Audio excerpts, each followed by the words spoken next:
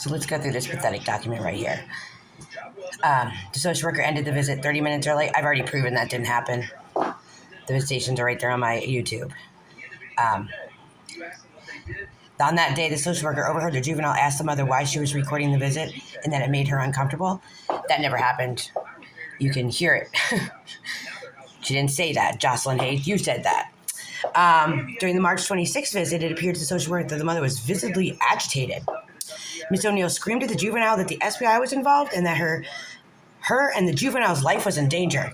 Once again, refer to my YouTube channel, and you can see that that's not how it happened. You did hear the social worker screaming at me, though, that she was going to get a sheriff's deputy. See how they switched everything up? The social worker told the mother that her behavior was not appropriate and ended the visit. No, she screamed at me that she was going to get a sheriff's deputy. Go ahead, watch my YouTube. It's right there. It says, Miss O'Neill appeared at that time to have forgotten how to leave the building. What? Yeah, I was agitated when I left. Because at that point, I realized this was in April. Well, not only did she threaten my life the day before, because she said they're going to be watching them. Yeah, because it was a fake case. But she threatened my life, and I knew it was my last visit. So anyway, it appears that the mother has been taking pictures and videos of various employees. Yep, I sure did. In the hallway when they're all ganged up in a little circle, the little bully group, I did take pictures of that. Absolutely did. It also appears that she has done several internet searches of individuals employed by DSS and the Guardian ad litem. Well, my, isn't that interesting? How did they get my Google searches without a warrant? Okay. I did not ever follow my former attorney. That's fucking insane. To Miss O'Malley's home, I have no idea where she fucking lives. She indicated to social worker Hayes that she was fired, Miss O'Malley, but the court notes that she cannot fire an attorney that she did not hire.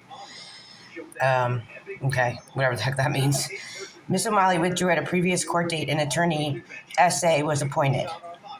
There's all this stuff in quotes. Who said that? I see it in quotes, but I don't know who said that. These people are insane. To address the need of emotional and mental health, Miss O'Neill did complete a psychological assessment. Yeah, that was psychological assessment on top of psychological assessment on top of psychological assessment, like every month. And said, it's amongst other things, Dr. Popper find that consistent with Kelly's lifestyle, there are indications that she may abuse or depend on prescription medicine. That's not what he said.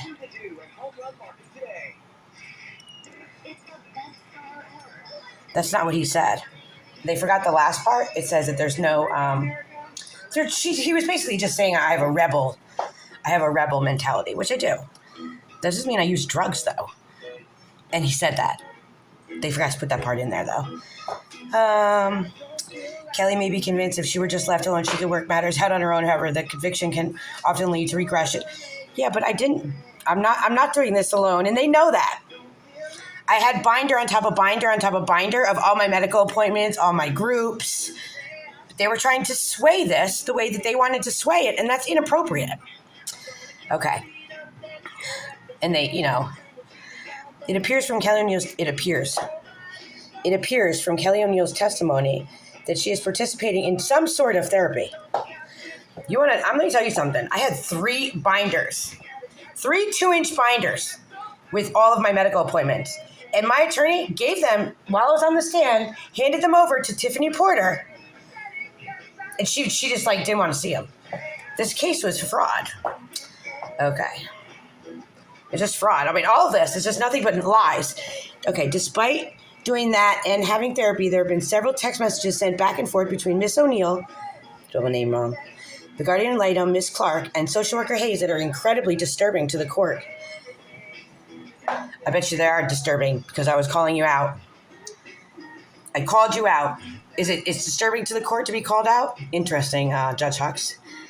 Okay, Kelly O'Neill did send in a group message that includes social worker Hayes, Kristen Clark, and Miss O'Neill, in which Miss O'Neill did screenshot a text a picture of social worker Hayes' daughter to social worker Hayes and Miss Clark. No, actually, I sent it just to Miss Hayes. I was trying to mother with her. This is such, and I have that text. And you see it's just going to Jocelyn Hayes.